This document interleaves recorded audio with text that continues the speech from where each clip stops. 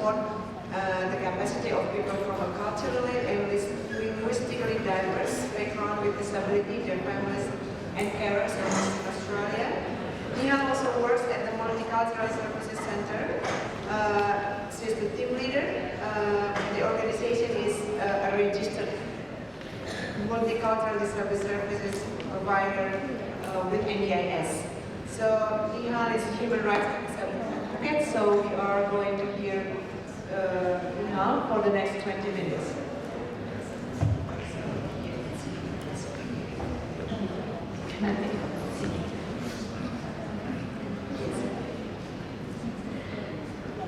Good morning, everyone.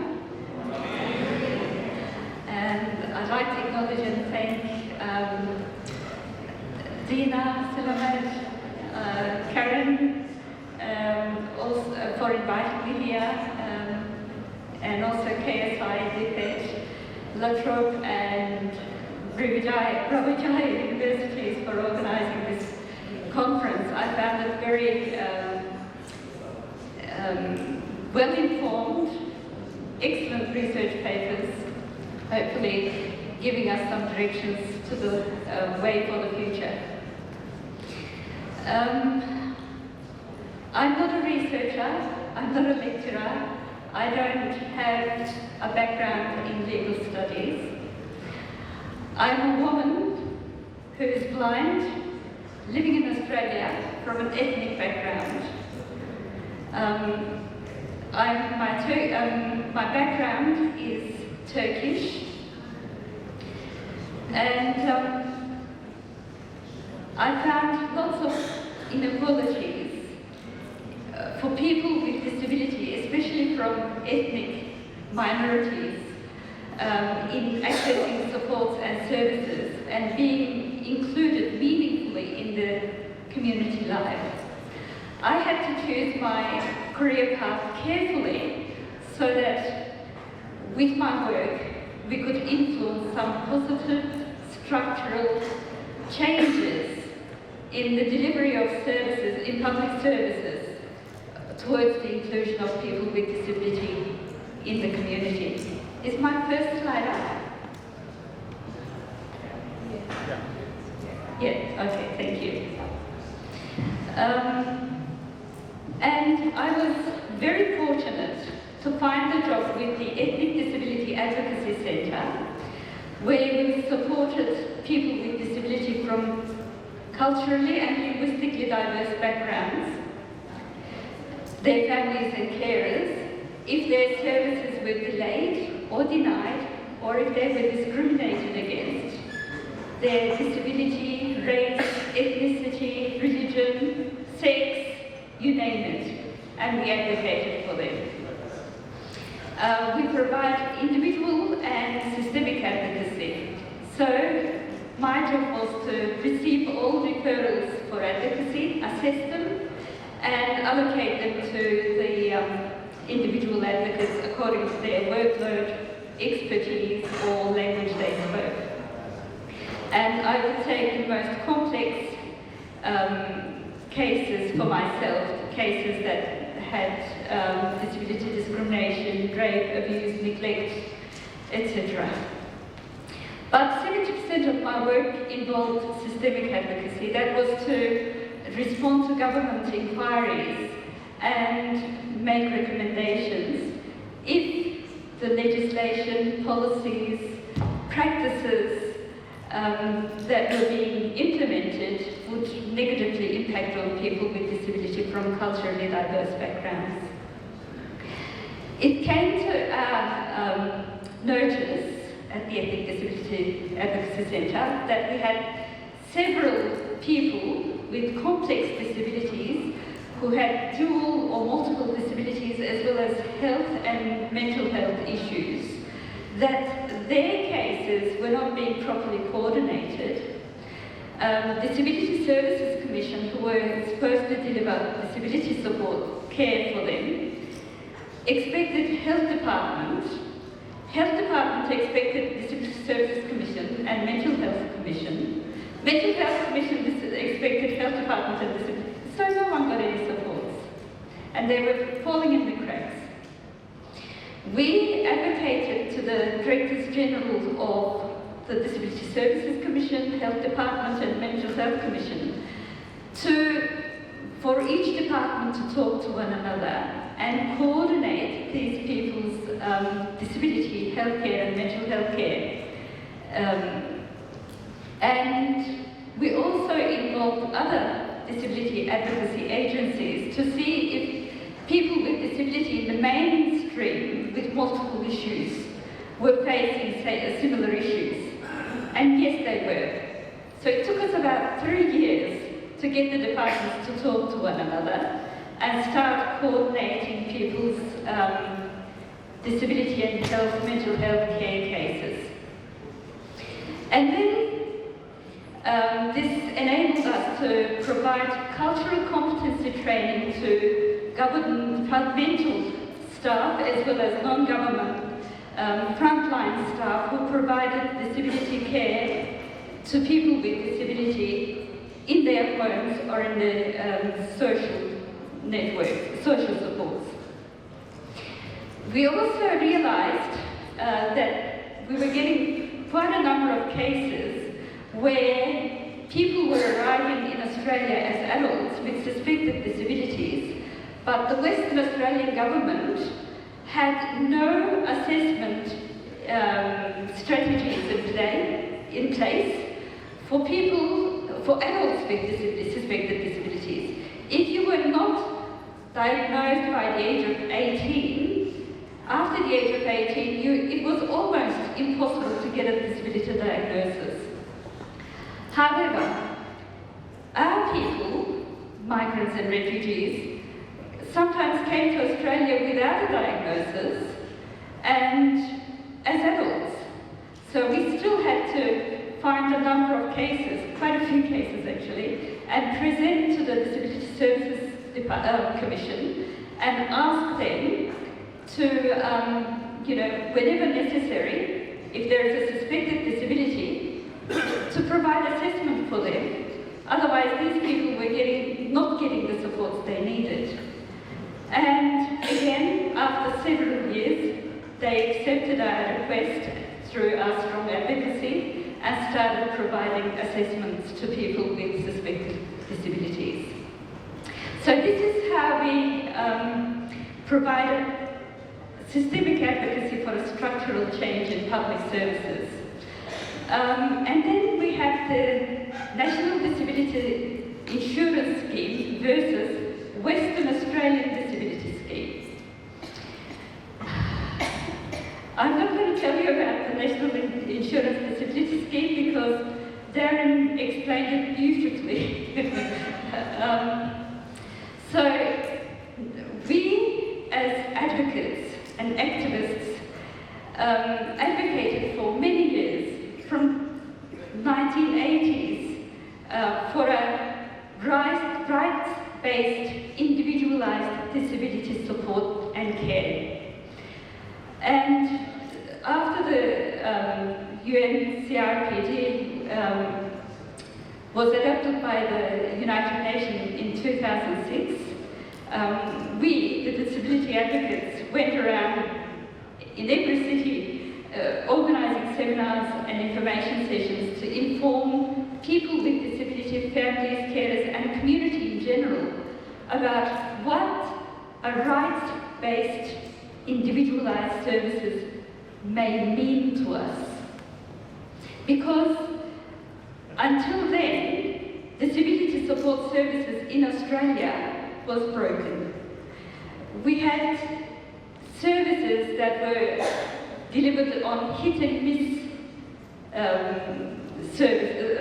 purposes, like you would get services this year, next year you may not get services.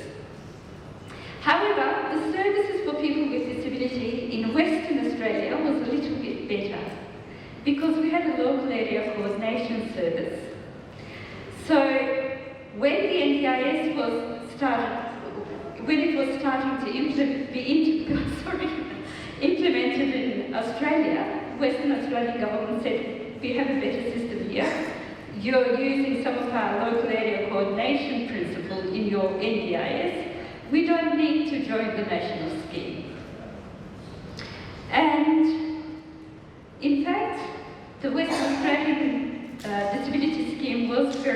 until about 15 years ago.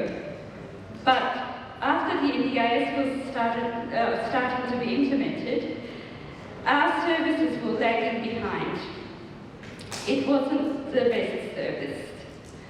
It wasn't as good as what the NDIS was promising to provide for us. So we wanted to check with people whether they were happy with the WA's National Disability Insurance Scheme, because they call ours in Western Australia WA National Disability Scheme, and we're not a national, we're a state. So we were getting people with plans, annual plans, to provide supports for people's disability care. The plans had no funding, and on the plans it said paid by parents. Now, imagine you've got a child with a disability who needs 24 hours care. One of the parents stay at home to look after this child, and the other parent goes and gets a job on minimum wages to support the family and pay for the therapy costs, speech therapy, physiotherapy, whatever therapy there is. Is that possible? So we had to keep going back to the Disability Services Commission and saying, unless people are very articulate in explaining their situation, they're not getting the supports they need to live a good life in the community, to be included as valuable citizens in the community.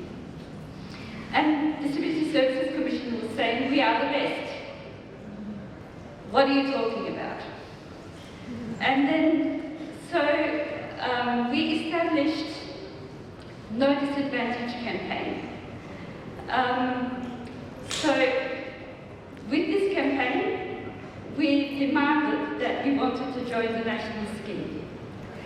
So the Western Australian government in 2015 decided to trial the National Disability Insurance Scheme in one municipality area in Perth, and their own Western Australian National Disability Scheme in 3 municipalities in Western Australia. And then the idea was to compare them to see which was doing better. When the national scheme was introduced, to compete with the WA scheme, they started providing better services for people with disability in the scheme in their trial area. And we were organising community meetings in every suburb as much as we could, because, mind you, we didn't have government support, we were not funded, we were doing it on our own expense in our own times as disability advocates. And we were comparing the supports and services people were getting in each trial area. And it seemed to us that people in the national scheme were getting better services than in the state scheme. So we, people with disability and our advocates, wanted to join the national scheme. The West Australian government said, no, we're the best. We're not joining. So we went to ask for the support of the national peak disability advocacy agencies. They said, what are you talking about? Our NDIS is based mainly on your Western Australian scheme anyway. So we didn't get any support from the Every Australian Counts campaign. We didn't get any support from any of the peak disability agencies. And the Western Australian government supported better, supported the disability service organisations better than they supported people with disability. So the disability service organisations were also saying, we want the WA scheme. It's better for us, and it's better for the people with disability. And we demanded that we wanted both schemes, the national and the state scheme in Western Australia, to be evaluated. In 2016, the Western Australian government commissioned the Stanton International Auditors to come and evaluate the 2 schemes. They took 3-4 months, evaluated the scheme and presented their report to the government in December 2016. But the government wouldn't release the report to us.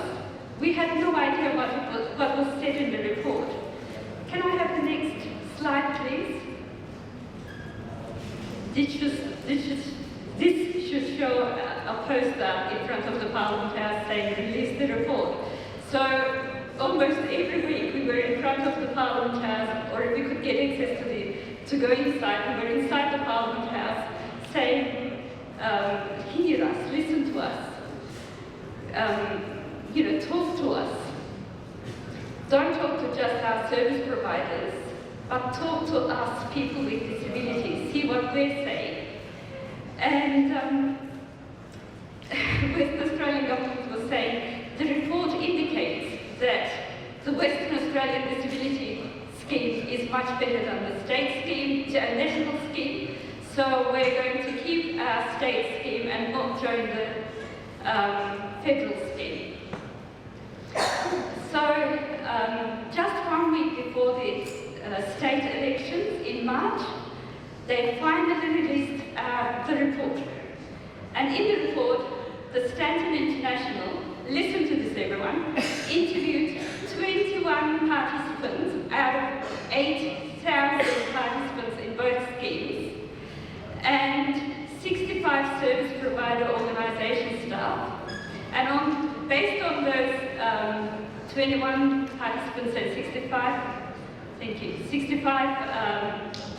service providers, they were saying that the Western Australian scheme is much better.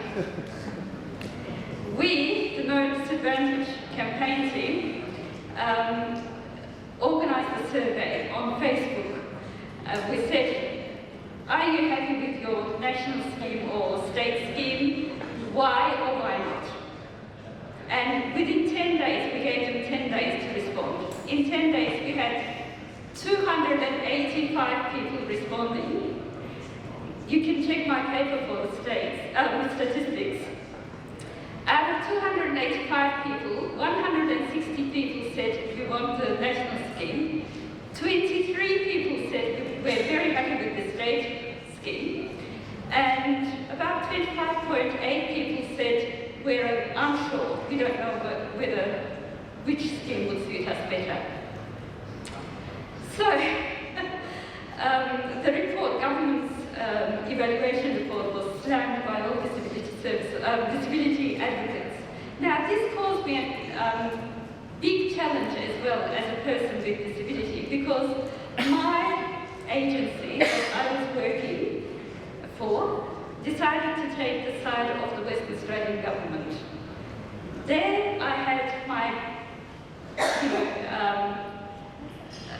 loyalty to my workplace, because I really enjoyed what ethnic disability advocacy was, not just enjoyed, but appreciated what my centre was doing. And by this time, from the time when I first started working at the EDAC, Ethnic Disability Advocacy Centre, we provided advocacy service within the metropolitan areas for people with disability from culturally diverse backgrounds.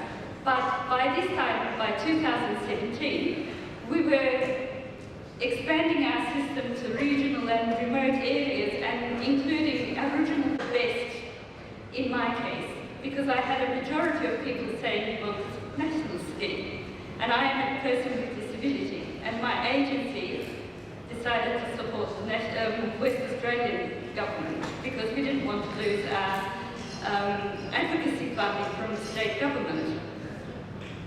So I decided to resign. Resigning during the program from NDIS, while people are still waiting for their plans to be reviewed, waiting for wheelchairs, assisted programs, software programs. They're cutting from NDIS, like last year, because of our economic crisis. They cut from NDIS to show a surplus in the national budget, and they just came up with saying we've underspent $4.6 billion for NDIS, while people are still waiting for services. So it's not the best scheme yet, but we're still fighting. So if you're a person with disability, I would suggest please use every opportunity to take charge of your own life, your own supports and services. If you're a public policy maker or an advocate, please understand that people with disability are the experts in their lives. Like Arina was saying, you know, we're here. Listen to us, hear from us, and respond accordingly. Not just listen and hear, but respond accordingly and appropriately. If you're a public policy maker or an advocate, understand your cause, understand inequalities and discrimination that people face with disabilities, and be angry. Have a fire in your heart and hope and believe that a possible structural change, a positive structural change is possible, because disability is not just my problem, or it's my business because I'm blind, or any of these people's business because they teach it and research it. It's all of your business. If people with disability are meaningfully and realistically involved in economic, social, cultural, and political life in the community, then we will not be depending on the welfare system as much, and it will be a win-win situation because we'll also be working and paying taxes to increase, to develop our economy, like Darren was saying. So, thank you everyone.